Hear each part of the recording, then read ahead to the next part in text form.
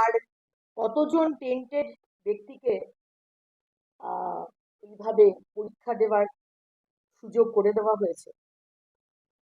এবং supreme court যেটা বলেছে যে টেন্টেড ব্যক্তি যদি একজনও ধরা পড়ে তাদেরকে কিন্তু টাকা ফেরত দিতে হবে। এবং এই সূত্রে এই ব্যক্তিটির নাম যাকে ধরা হয়েছে নীতিশ রঞ্জন বর্মন।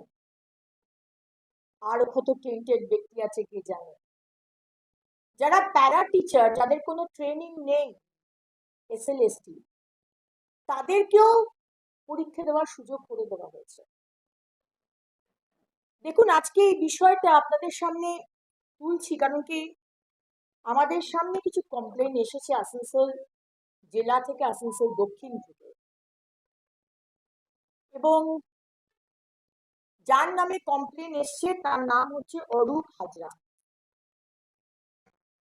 অরূপ হাজরা 2016 সালে এই প্রাইমারি স্কুলে চাকরি পেয়েছে।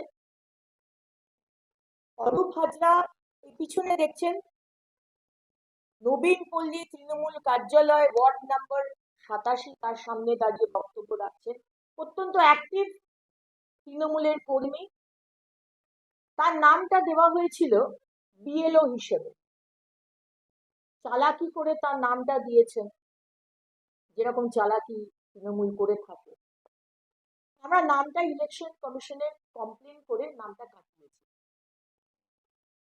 এবং এই অরূপ হাজরা, আপনি কিভাবে চাকরিটা পেয়েছেন 2016 সালে আমি তো জানি।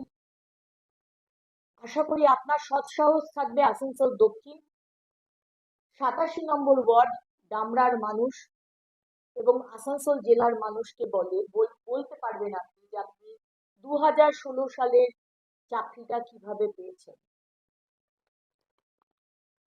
আজকে এই ধরনের ব্যক্তি যারা এই ধরনের কিভাবে চাকরিটা পেয়েছেন আমরা জানি না। আমি চাইবো উনি আপনাদের সামনে বলুন কিভাবে উনি চাকরিটা পেয়েছেন। আপনি যদি না বলতে পারেন অনুপ বাবু, তাহলে 2026-এ আমাদের সরকার এলে আপনাদের মতো মানুষ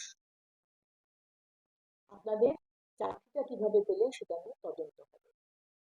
এবং শুধু তদন্ত হয়ে প্রমাণ তো হবেই কিভাবে আপনারা পেয়েছেন। আপনারা যদি যোগ্য ব্যক্তিকে বঞ্চিত করে চাকরিটা যদি পেয়ে থাকেন আপনার মতো ব্যক্তিরা,